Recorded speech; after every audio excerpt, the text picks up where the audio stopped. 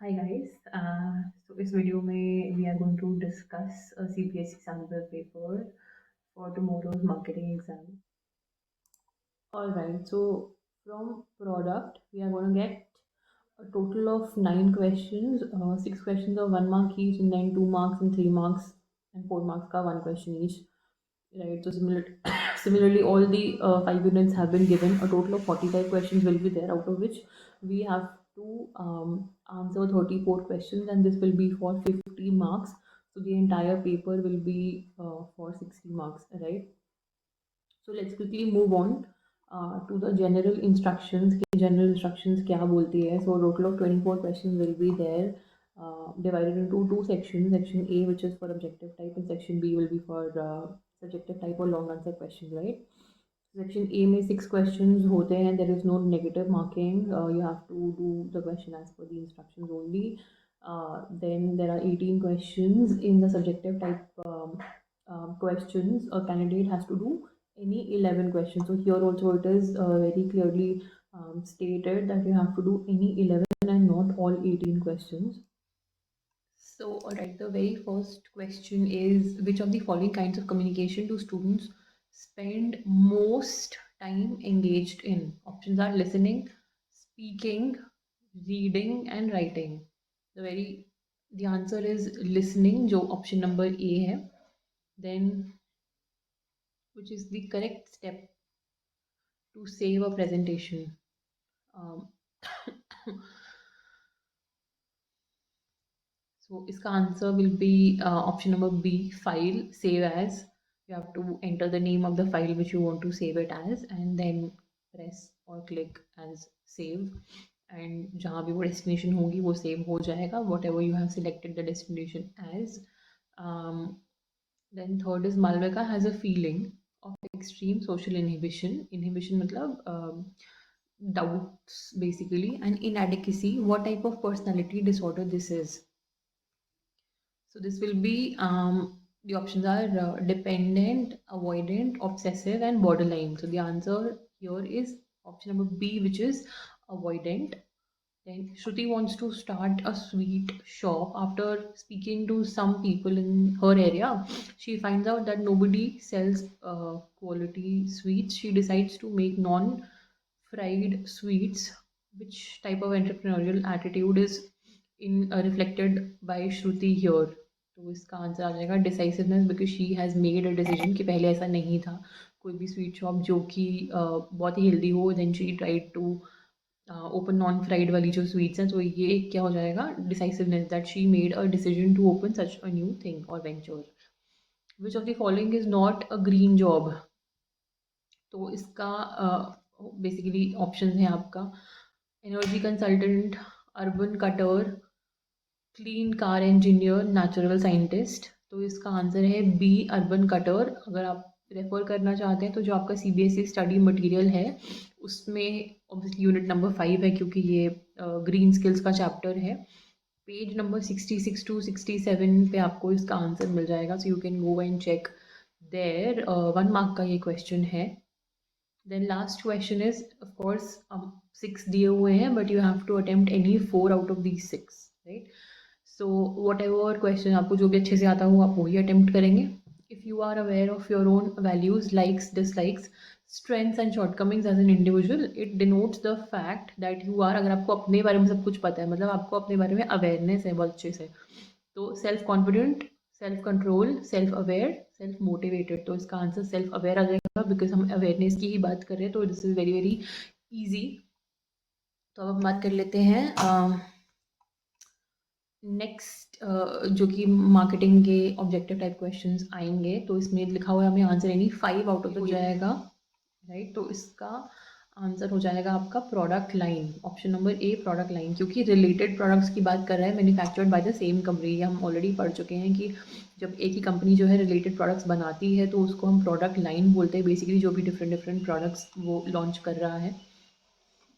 अगर आपको कोई डाउट है इसके बारे में तो I have already made a video on product. तो आप मेरे प्लेलिस्ट में मेरे चैनल पे जाकर चेक कर सकते हो, and you will get a detailed explanation about chapter number 1 product. उसके बाद मैंने वीडियोस नहीं बनाई थी about rest of the units, but very soon I will be making new videos in the upcoming session.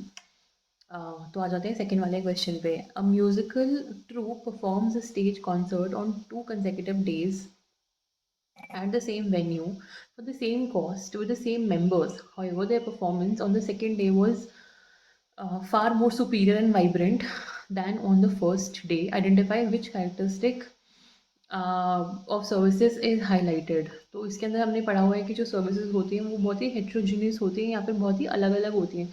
कोई भी सेम एक person जो है वो सेम सर्विस नहीं दे पाता है. Every service will be different. तो इसीलिए इसका इसका जो ऑप्शन आंसर हो जाएगा वो हो जाएगा C, heterogeneity. Then next question is X beauty salon charges a higher price for its services like haircut, manicure, facial, pedicure, but charges a lower price for a package including all these services. मतलब आप जब package लेते हो तो उसकी जो cost है वो कम पड़ती है. Identify the pricing policy. तो ये बहुत ही इजी है. इसका आंसर है टीम प्राइसिंग. ये हमने पढ़ा हुआ है प्राइसिंग के चैप्टर में जब हम डिफरेंट काइंड ऑफ प्राइसिंग पढ़ रहे थे. टीम प्राइसिंग क्या होता है? जब भी आप एक बंडल बना लेते हो अपने रिलेटेड प्रोडक्ट्स का और उसको साथ में आप सेल करते हो तो जो उसका प्राइस है वो लोअर हो जाता है. इसका बहुत बड़ा एग्जांपल है आपका मैकडी का. अगर आप फास्ट फूड खाते हो, अगर बर्गर ले रहे हो, 3-4 चीज़ें ले रहे हो तो उसके प्राइजेस ज़्यादा रहते हैं एज़ कम्पेयर टू जब आप एक कॉम्बो या फिर एक मील बनाते हो. इसीलिए उसके जो मैकडी के एम्प्लॉयज़ हैं वो भी आपको सजेस्ट करते हैं कि अगर आप 30 रुपीज़ और दोगे तो मील बन जाएगा, 2 चीज़ें एक्स्ट्रा आ जाएंगी. तो ये ही रहता है आपका टीम प्राइसिंग का कॉन्सेप्ट. देन नेक्स्ट इज इसके अंदर ये एमसीक्यू नहीं है. जो पार्ट नंबर 4 है, how can a marketer ensure that a brand mark for his product and services not copied by any other marketer. तो इसके अंदर हमने पढ़ा हुआ है कि अगर आप एक रजिस्टर करवा लोगे अपने ब्रांड मार्क को अंडर द ट्रेडमार्क्स एक्ट, तो कोई भी आपका जो ब्रांड मार्क है वो कॉपी नहीं कर पाएगा. ठीक है, तो इसमें आप लिख दोगे by getting the brand mark registered under the trademarks act. अगर आप इसको देखना चाहते हैं तो ये यूनिट 1 में है आपके सीबीएसई के गाइड में, सीबीएसई स्टडी मटेरियल में, पेज नंबर 7 आप जाकर देख सकते हो. वहाँ पे आपको इसका आंसर अवेलेबल मिल जाएगा. Then page question number 5 is dash is the main reason for difficulty in servicing services of marketing. तो services difficulty in services of marketing. तो सर्विसेज में बेसिकली ज़्यादा डिफिकल्टी किस चीज़ की रहती है, क्यों रहती है? तो इसका आंसर हो जाएगा आपका इंटेंजिबिलिटी. इंटेंजिबिलिटी बिकॉज सर्विसेज के नॉट बी सीन, दे के नॉट बी टच, दे के नॉट बी फेल्ट. इसलिए सर्विसेज बहुत ज़्यादा डिफिकल्ट हो जाती है. तो इसका आंसर आपका बी हो जाएगा, इंटेंजिबिलिटी. देन अगेन जो नेक्स्ट क्वेश्चन है, क्वेश्चन नंबर 6 जो पार्ट है, it is again not an MCQ. What is meant by end-to-end encryption in the context of WhatsApp? सब लोग ये WhatsApp यूज़ करते हैं. वी ऑल नो उसके ऊपर लिखा आता है कि मैसेजेस आर end-to-end encrypted, विच मीन्स कि कोई भी थर्ड पार्टी जो है आपके मैसेजेस को रीड नहीं कर सकती है. वही चीज़ आपको यहाँ पे लिख देनी है, that no third party including WhatsApp can read और लिसन टू द मैसेजेस. अब ये कौन से वाले यूनिट में आता है? ये आता है यूनिट नंबर 5 में, which is emerging trends in marketing. Page number 126 पे आप जाके रेफर कर सकते हैं. इसका आंसर आपको वहाँ पे मिल जाएगा अपनी सीबीएसई मटेरियल में, right. Next is the intermediary who takes possession of products but do not actually own them. मतलब वो सिर्फ पोजेशन लेकर रख रहे हैं, अपना नाम उसको नहीं दे रहे हैं, ओन नहीं कर रहे हैं. तो वो इसका आंसर हो जाएगा आपका एजेंट, राइट. तो ये आपका यूनिट नंबर 3 में आपको मिल जाएगा. प्रोडक्ट प्राइस प्लेस प्लेस में मिल जाएगा आपको. पेज नंबर 79 पे आप रेफर कर सकते हो इसका answer. Then let's move to question number 3. इसमें आपको टोटल 7 क्वेश्चंस दिए हुए हैं, out of which you have to do any 6. ये भी अगेन एमसीक्यू ही है. वेरी वेरी इजी क्वेश्चंस मुझे दिख रहे हैं इसके अंदर. The very first is a label perform several functions for a product. These include all of the following except. तो आपको वो आंसर करना है जो कि फंक्शन नहीं है, जो कि एक लेबल का, राइट. तो इसका grades, protects, describes and classifies. तो इसके अंदर हमने सब कुछ ऑलरेडी यूनिट नंबर 1 में पढ़ा ही हुआ है. जो एक लेबल है वो प्रोटेक्ट नहीं करता है आपके प्रोडक्ट को, तो इसलिए इसका आंसर हो जाएगा बी. अगर आप चाहते हैं तो आप पेज नंबर 38 पे जाके इसको रेफर कर सकते हैं अपने सीबीएसई मटेरियल में. Then let's move on to the next part number B, which of the following takes place at retailers end, के रिटेलर क्या करता है इसमें से? Promotion, placing, pricing, exchange.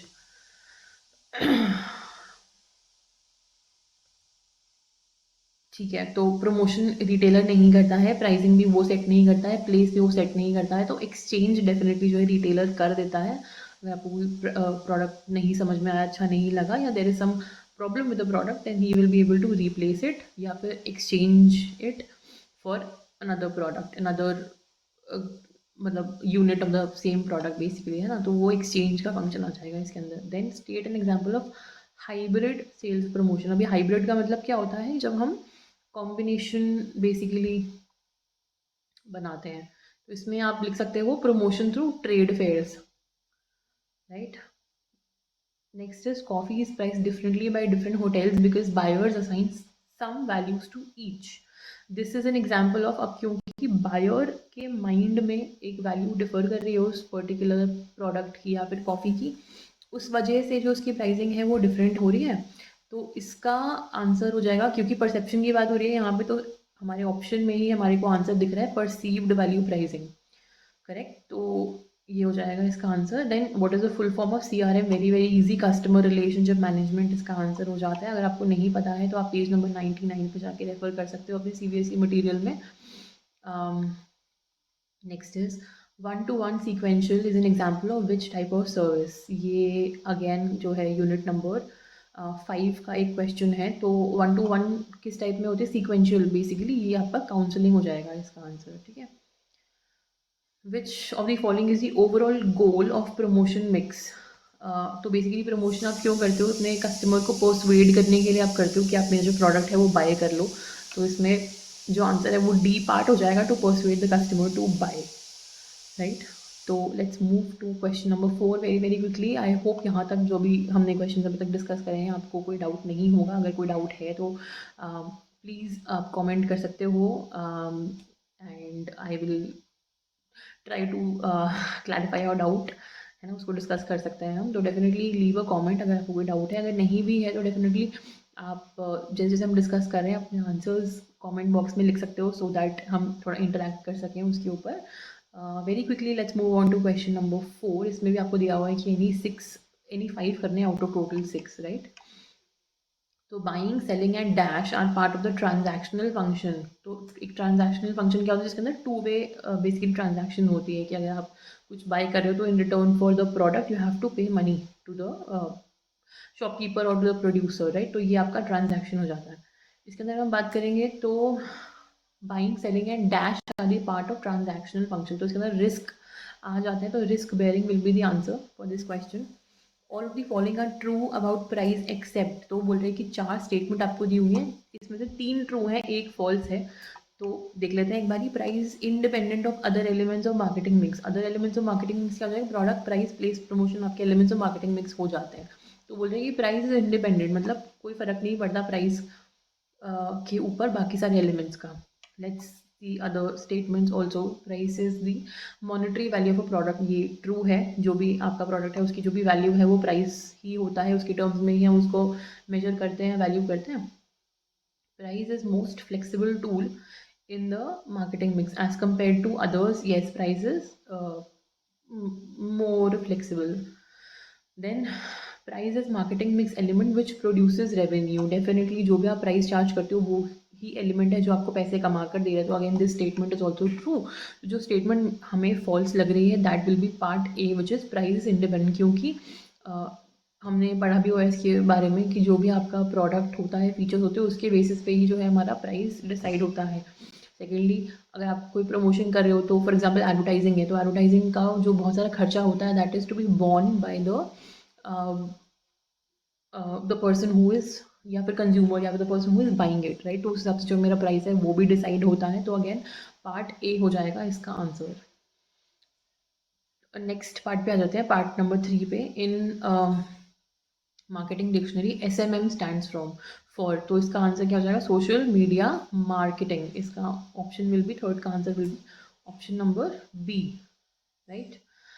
Let's move on to part question number 4, part 4, name any 2 dimensions of product mix. तो इसके अंदर आप कोई भी लिख सकते हो, 3 है इसके, एक हो गया आपका ब्रेथ, एक हो गया आपका डेप्थ, एक हो गया आपका कंसिस्टेंसी। तो यू कैन राइट एनी 2, तीनों भी लिख दोगे बट करेक्ट लिखना है, तीनों भी लिख दोगे तो आपको फुल मार्क्स मिल जाएंगे। Any 2 you can right.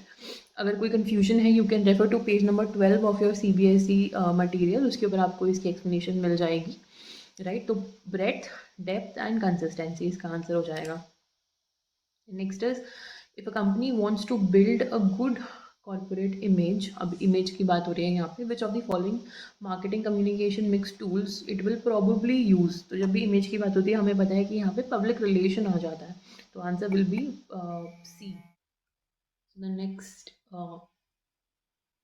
part number 6 is adding a standard profit to the cost of the product refers to, क्या बोल रहे हैं कि कॉस्ट के अंदर जब मैंने प्रॉफिट ऐड कर दिया, which mean cost plus profit हो गया। नाम से ही पता चल रहा है यहाँ पे ऑप्शन नंबर डी है मेरा, कॉस्ट प्लस प्राइसिंग। जो मेरा प्राइसिंग हो जाएगा वो कॉस्ट के ऊपर जब मैं ऐड ऑन करती हूँ अपना प्रॉफिट, तो उस जो भी फाइनल अमाउंट आता है वो मेरा सेलिंग प्राइस बन जाता है, जो कि कस्टमर के लिए कॉस्ट प्राइस बन जाता है। तो ये मेरा ऑप्शन नंबर डी हो जाएगा, cost plus pricing.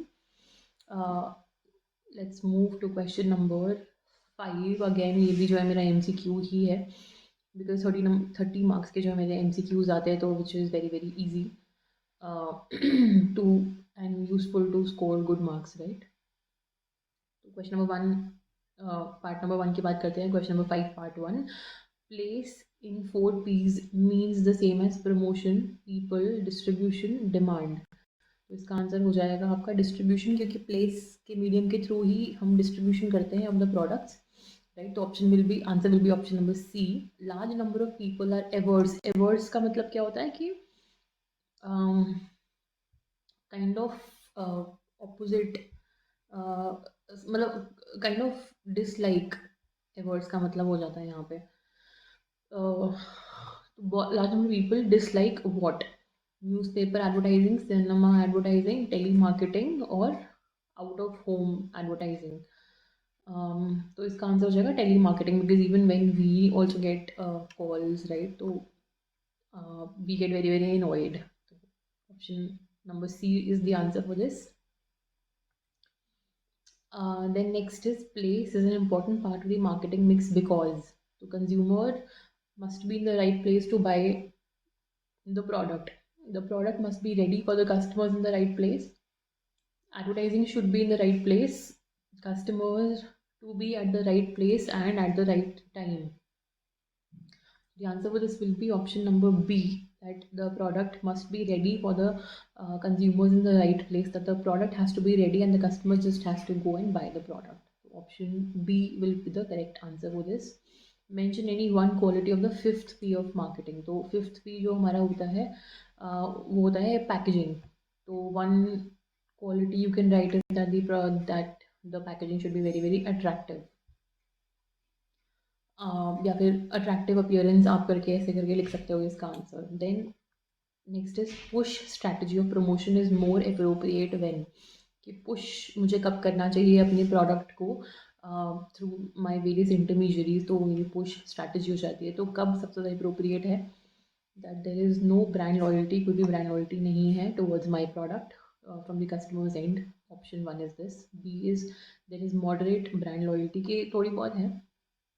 Third is low brand loyalty है. And then D is, there is very high brand loyalty. तो जब भी हाई होगी तब तो मुझे पुश करने की ज़रूरत ही नहीं, because the customer will just go ahead and buy the product. तो इसका आंसर हो जाएगा option number C, which is when there is low brand loyalty. Moderate है, मॉडरेट में भी करने की जरूरत नहीं है, और जब ब्रांड लॉयल्टी बिल्कुल भी नहीं है तब तो पुश स्ट्रैटेजी एम्प्लॉय करके भी कोई फ़ायदा नहीं होगा. It will be useless for me. तो the most appropriate time will be जब कम ब्रांड लॉयल्टी है, तब मैं पुश कर सकती हूँ, सो दैट ब्रांड लॉयल्टी मेरी इंक्रीज हो जाए. Then dash price policies are considered when substitute products are marketed. तो the answer for this will be market penetration. जब भी सब्सटीट्यूट्स की बात आती है तो मार्केट पेनिट्रेशन एम्प्लॉय करा जाता है, जो स्ट्रैटेजी है, right. Then let's come to question number 6. Again इसके अंदर 6 क्वेश्चंस दिए हुए हैं, you have to attempt any 5. The element of promotion mix which involves giving short-term benefit to customers in order to attract more customers is called question number 6.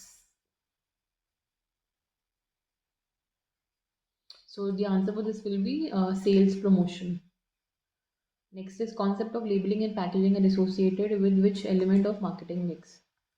Labelling and packaging हमने unit number 1 में पढ़ा था, product से related है, तो इसके अंदर फिर प्रोडक्ट मिक्स आ जाएगा. The answer will be option number B for this.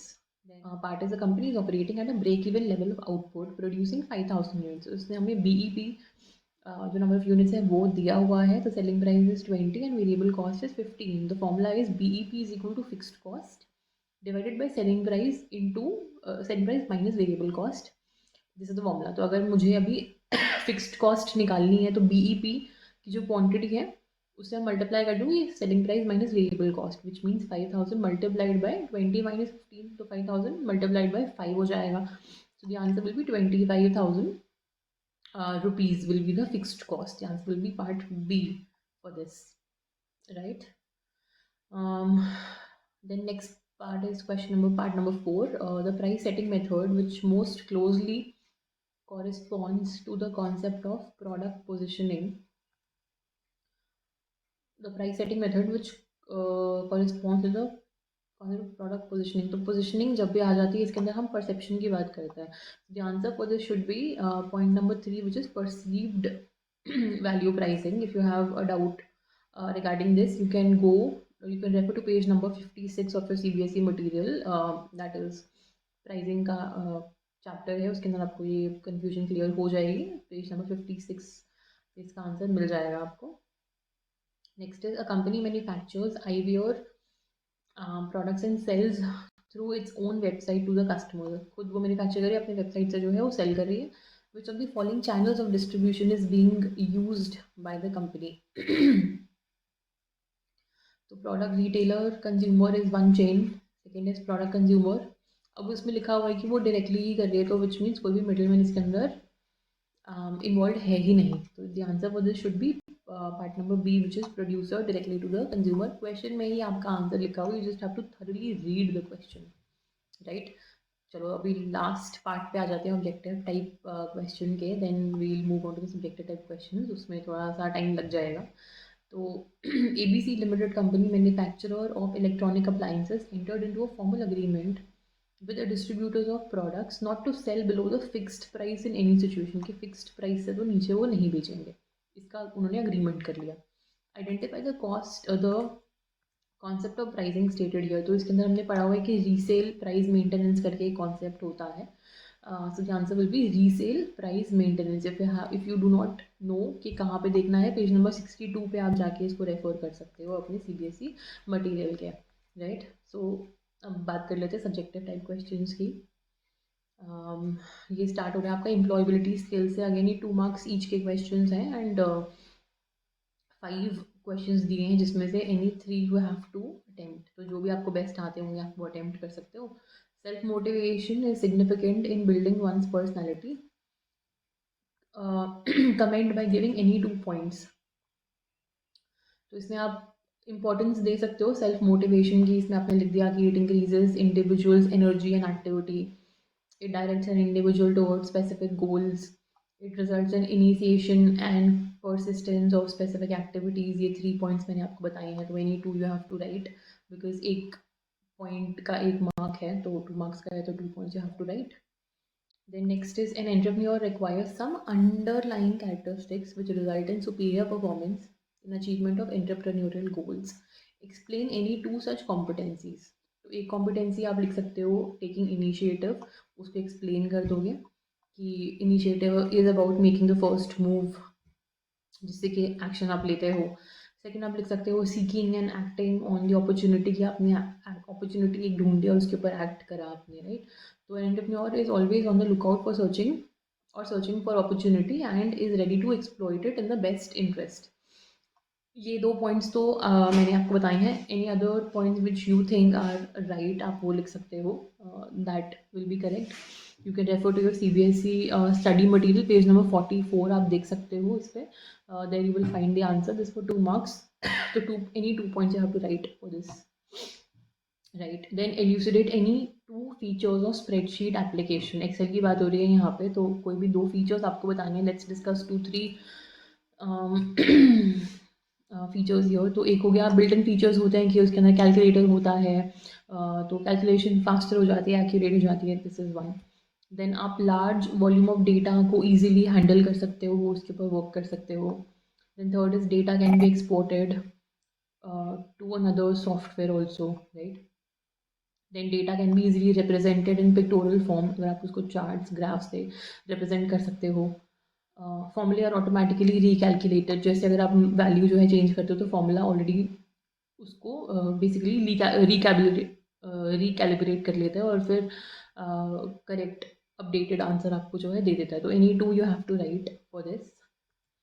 Then your friend's interview is scheduled for the next week with one of the reputed companies of telecom sector. Suggest your friend what to do before and after the interview. तो interview से पहले और बाद में क्या करना चाहिए. तो बिफोर द इंटरव्यू तो क्या है कि आप बहुत ज़्यादा स्ट्रेस मत लो और रात की नींद मत गवाओ, रात को सो जाओ. Then research, you have to research about the company, you have to research about the position. Then खाली पेट मत जाओ, तो have proper breakfast, do not be too stressed. है ना. थोड़ा सा मेडिटेशन भी आप कर सकते हो. This also you can write. Then do not get distracted with your cell phone, तो यू कैन इधर पुट इट ऑन साइलेंट और you can switch it off. Then prepare a solid list of references, जो भी references हैं आपके आपके school के, colleges के, प्रीवियस वर्क प्लेसेस के, तो वो आप उसका लिस्ट बना सकते हो. अब इंटरव्यू के बाद आपने क्या करना है. So let the interviewer decide when the interviewer is over. Interview is over. आप नहीं बोलोगे कि ओके अभी अच्छा चलता हूँ, ऐसा नहीं बोलना है, राइट. तो let them conclude the interview, let them tell you कि okay fine we will get back to you, right.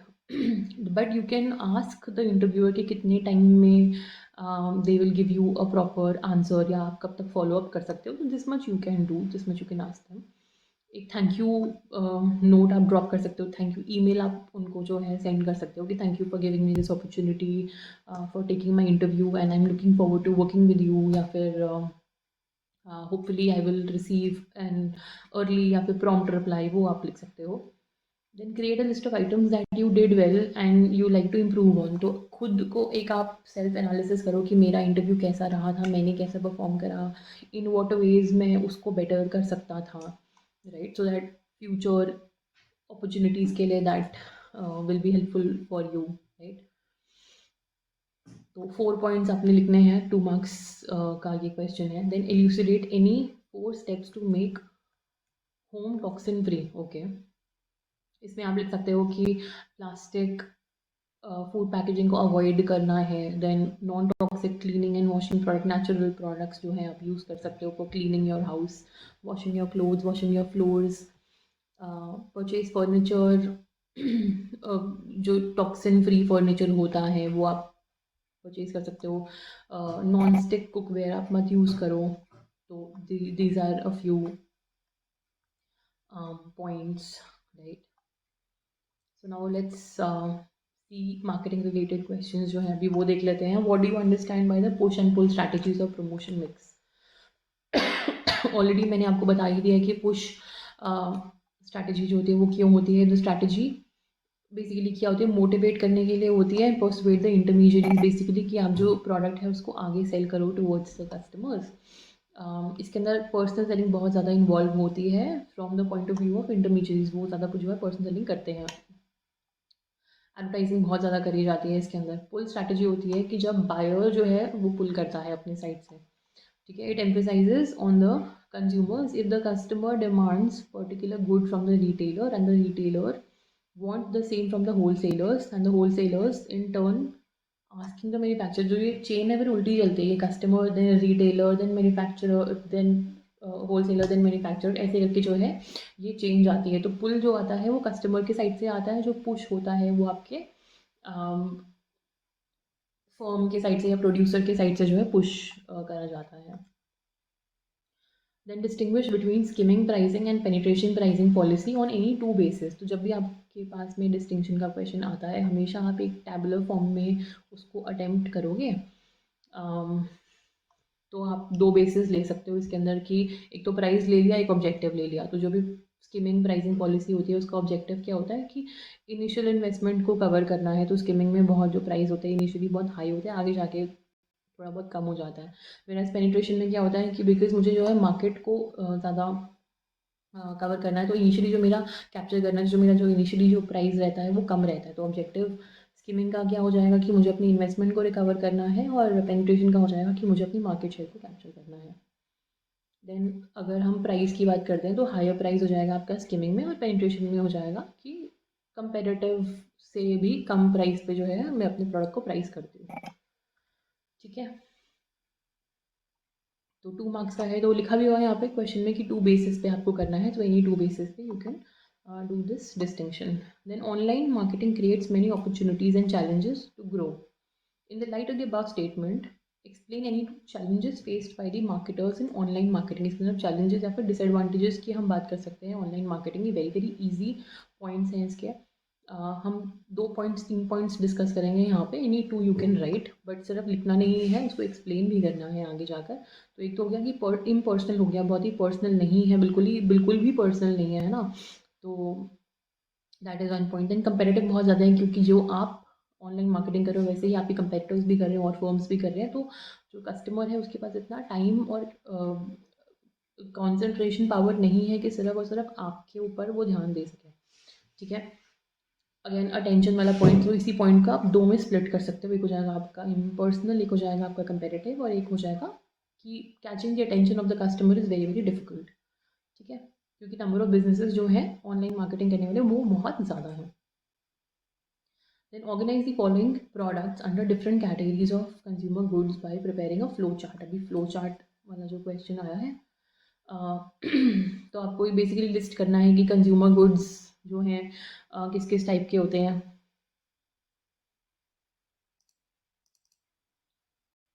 तो कंज्यूमर गुड में कन्वीनियंस गुड्स हो जाएंगे, शॉपिंग गुड्स हो जाएंगे, स्पेशलिटी गुड्स हो जाएंगे, अनसॉल्ट गुड्स हो जाएंगे। तो टॉर्च जो है that will be a part of your convenience goods, right. Then furniture and cotton cloth हो जाएंगे आप part of your shopping goods. Speciality का कोई गुड नहीं आया है यहाँ पे। अनसॉल्ट गुड्स कौन से होते हैं जिसके बारे में हम सोचते नहीं हैं कि इसको बाय करना है, एज एंड व्हेन जब भी नीड अराइज होती है हम तभी उसको बाय करते हैं। तो vaccination will be the answer good, right. तो इस तरीके से आप फ्लो चार्ट बना दोगे, क्योंकि इसके अंदर 4 ऑप्शंस दिए हुए हैं, तो हाफ मार्क का एक है। अगर आप सही करते हो तो हाफ मार्क पर पॉइंट आपको मिल जाएंगे। For each correct answer you will get, right? To state any 4 objectives of activities which add value to a product or service for a limited time period by offering an incentive to purchase। तो कौन से पहले तो आपको recognise करना है कि कौन से एक्टिविटी की बात हो रही है यहाँ पे। सेल्स प्रमोशन की यहाँ पे बात हो रही है। तो इसके 4 ऑब्जेक्टिव्स हम बता देंगे। पहला क्या है कि मैं चाहती हूँ through the way of sales promotion कि मेरा ट्रायल जो है इंक्रीज़ हो जाए। जब मेरा कस्टमर मेरा प्रोडक्ट ट्राई करेगा and if he likes it only then he will go ahead and buy it. Second is increasing loyalty. Third is widening usages, कि जो है मेरा यूजेज जो है बढ़ जाए। ठीक है, मतलब एक प्रोडक्ट के जो है और ज़्यादा जो है यूजेस या फिर यूज़र्स बढ़ जाए मेरे। देन क्रिएटिंग अवेयरनेस, अपने ब्रांड के बारे में, अपने प्रोडक्ट के बारे में, या कोई भी अगर आपने नई मार्केटिंग निकाली है, कोई फीचर निकाला है, कोई यूज़ निकाला है, उसके बारे में अवेयरनेस क्रिएट करने के लिए आप सेल्स प्रमोशन करते हो। तो these will be the 4 points. 2 mark का है तो हर एक करेक्ट पॉइंट के लिए आपको हाफ मार्क मिल जाएगा। Then okay, we are done with 16 questions, total 24 questions हैं। तो क्विकली ट्राई करते हैं कि फटाफट से इसको रैप अप कर दें in the next 10-12 minutes hopefully. Question number 17 पे आ जाते हैं। इसमें भी आपको लिखा हुआ है कि 3 क्वेश्चंस दिए हुए हैं, एनी 2 आपको अटेम्प्ट करने हैं। Differentiate between advertising and word of mouth communication. तो अगेन डिफरेंशिएशन है, 3 मार्क्स का ये क्वेश्चन है, तो 3 बेसिस पे आपको डिफरेंशिएट करना है। अगेन टैबुलर फॉर्म हम बनाएंगे इस करने के लिए। तो आप लिख दोगे बेसिस, देन आप लिख दोगे ऊपर एडवर्टाइजमेंट, फिर लिख दोगे वर्ड ऑफ माउथ। तो बेसिस आपका पहला क्या हो जाएगा, आप डेफिनेशन भी लिख सकते हो एक बेसिस। आइडियली हम डेफिनेशन ही लिखते हैं जो पहला पॉइंट होता है ऑफ डिफरेंशिएशन का। तो आपने डेफिनेशन लिख दी दोनों की। फिर आपने लिख दिया कंट्रोल। तो एडवर्टाइजमेंट जो है वो एक कंट्रोलेबल एलिमेंट है, वेराज जो वर्ड ऑफ माउथ है वो कंट्रोलेबल नहीं है किसी भी फॉर्म के हाथ में, क्योंकि आपकी नेगेटिव पब्लिसिटी तो कैसे भी हो सकती है। अगर किसी को अच्छा नहीं लगा आपके प्रोडक्ट या सर्विस से रिलेटेड, तो यू कैन नॉट कंट्रोल कि वो क्या कम्युनिकेशन कर रहे हैं, राइट। देन फॉर्म, हमें पता है कि जो एडवर्टाइजमेंट है वो एक paid form of mass communication होती है, वेराज जो वर्ड ऑफ माउथ है वो अनपेड फॉर्म ऑफ कम्युनिकेशन होती है। देन सोर्स क्या है, एडवर्टाइजमेंट जो भी है वो एक ऑर्गेनाइजेशन के साइड से रिलीज होती है, तो source will be the organisation, whereas जो वर्ड ऑफ माउथ है वो यूजर्स या फिर इन्फ्लुएंसर्स जो है वर्ड ऑफ माउथ करते हैं, उसकी इंफॉर्मेशन जो देते हैं, that is not from the organisations side. Next is discuss any three marketing strategies adopted at second stage of product life cycle. तो 4 stages होती हैं किसी भी product की। One is introduction, growth, maturity, decline। तो पहले तो आपको identify करना है, लिख दोगे ऊपर that the second stage of product life cycle is growth। आपको 3 मार्केटिंग स्ट्रैटेजीज लिखनी है, इसके अंदर हम 3-4 डिस्कस करते हैं, you can write any 3 out of these. तो पहला हो जाएगा that the product quality is maintained and additional features and support services may be added, this is one. Second is pricing may remain same as the firm enjoys increasing demand with little competition. क्योंकि competition कम है तो आप pricing उतना भी रख सकते हो जितना आपका शुरू में आपने सेट करा था। डिस्ट्रीब्यूशन चैनल्स आर एडेड, तो आपको जो है चारों के चारों 4 पीस को देखना है। पहला आपने देख लिया प्रोडक्ट क्वालिटी, फिर आपने प्राइसिंग देख लिया, फिर आपने अब डिस्ट्रीब्यूशन की हम बात कर रहे हैं, और लास्ट में आप प्रमोशन की बात करोगे। तो एनी 4 पीस में से एनी 3 पीस आप लिख सकते हो इसके ऊपर। Third is distribution channels are added, ज़्यादा से ज़्यादा जो है डिस्ट्रीब्यूशन चैनल्स आप ऐड करते हो, क्योंकि आपका जो प्रोडक्ट है वो ग्रोथ स्टेज में है, ग्रो कर रहा है, तो मार्केट शेयर भी आपको जो है ग्रो करेगा।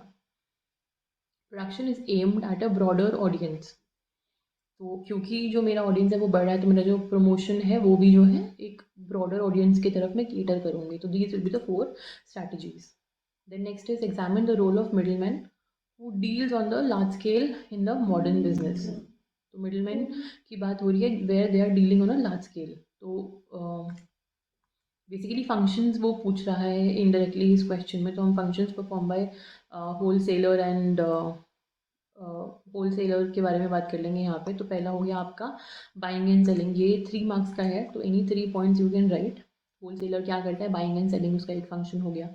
Second will be storage, third will be transportation. तो these 3 points you will be explaining in detail. अगर आपको कोई डाउट है तो you can refer to your CBSE material, page number 81, unit 3 का ये क्वेश्चन आया है, which is from unit number 3, which is place, right. The last segment of this question paper, which is question number 20. Again, इसमें 5 questions दिए हुए हैं, ये 3 you have to do. We'll be discussing all 5, don't worry. List any 4 grounds on the basis of which price discrimination occurs. तो price discrimination किस basis पे जो है occur होती है, and you have to give one example of each, because ये एक बहुत बड़ा question है, 4 marks का question है, तो इसको थोड़ा सा elaborately हमें लिखना ही पड़ेगा। हम 5 points discuss करेंगे इसके अंदर। तो डिस्क्रिमिनेटरी प्राइसिंग की बात हो रही है यहाँ पे, प्राइस डिस्क्रिमिनेशन अकर्स, राइट। तो डिस्क्रिमिनेशन आ गया, तो डिस्क्रिमिनेटरी प्राइसिंग की बात हो रही है यहाँ पे। अब किस बेसिस पे एक जो फर्म है वो डिस्क्रिमिनेट कर सकती है प्राइजेस को, वो ये आपसे पूछ रहा है। तो पहला तो हो गया on the basis of customer segment, के कौन से कस्टमर सेगमेंट को जो है आप केटर कर रहे हो। तो इफ द प्रोडक्ट और service is sold at different prices to different customer groups, for example Indian railway charges lower fare for students and senior citizen also, उनके लिए भी जो है कम प्राइस होता है, कुछ सीनियर सिटीजन का डिस्काउंट होता है। तो ये आपने एक पॉइंट दे दिया, कस्टमर सेगमेंट हो गया। सेकंड हो गया discrimination on the basis of product form, कि अगर आप एक बुक खरीद रहे हो, तो अगर आप उसकी ई बुक खरीदते हो, अमेजॉन किंडल का वर्जन खरीदते हो, तो वो कंपेरेटिव सस्ता होगा। एक हार्ड कवर खरीदते हो तो उसका एक थोड़ा सा अलग अमाउंट होगा, ज़्यादा अमाउंट होगा। अगर आप वो एक हार्ड कवर खरीदते हो, उसका पेपर बैग खरीदते हो तो ज़्यादा होता है, हार्ड कवर होता है तो उसका भी ज़्यादा होता है। तो किस फॉर्म में आप खरीद रहे हो उसके ऊपर डिपेंड करता है। इसके अंदर आप एक एग्जांपल और भी दे सकते हो अपने शैम्पू का। अगर आप शैम्पू के सैशेज लेते हो तो दो आपको 2, 3 और 5 रुपीज़, लेकिन अगर आप शैम्पू की बॉटल लेते हो तो फिर ऑब्वियसली इट इज़ फॉर 100, 200, 500 जो भी उसका अमाउंट रहता है, करेक्ट। तो कॉस्ट जो है डिफरेंट हो जाती है प्रोडक्ट के फॉर्म पे डिपेंडिंग ऑन। देन लोकेशन के बेसिस पे आप डिस्क्रिमिनेट करते हो। The product is sold at different prices in 2 different location, जैसे कि अगर आप सिनेमा थिएटर की बात करते हो तो उसकी जो सीट्स हैं, अगर आप रिक्लाइनर लेते हो तो वो 400-500 की होती है, अगर आप आगे वाली लेते हो तो अराउंड कुछ 180-170 की रहती है, बीच वाली लेते हो तो 200 की रहती है, तो इट अगेन डिपेंड्स, राइट। इसके अंदर एक चीज़ और भी होती है कि अगर आप डिफरेंट डिफरेंट एरिया के प्राइसिंग, क्योंकि हम लोकेशन की बात कर रहे हैं, तो एक डिफरेंट एरियाज़ के भी डिफरेंट डिफरेंट प्राइजेस जो हैं चार्ज कर सकते हैं वो लोग। एंड टाइम डिस्क्रिमिनेशन, किस टाइम पे जो है आप वो प्रोडक्ट खरीद रहे हो। फॉर एग्जांपल अगर हम फेस्टिविटीज़ की बात करते हैं, फेस्टिवल्स की बात करते हैं, तो जो कुछ कुछ चीज़ें हैं बहुत ज़्यादा महंगी हो जाती है during festivals, specially during Diwali, ठीक है। गोल्ड का एग्जांपल है इसमें, आप एक एग्जांपल ले सकते हो कि अगर आप कैब बुक कर रहे हो, अम, अगर आप अराउंड 10 AM 9 AM की बात कर रहे हो, तो बहुत ज़्यादा जो है तब रश होता है, ट्रैफिक होता है, तो ज़्यादा आपको जो है चार्ज पे करना पड़ता है, ठीक है। तो ये अगेन टाइमली डिस्क्रिमिनेशन हो जाता है। देन हो जाता है आपका image discrimination. The same product is priced at different levels on the basis of difference in image.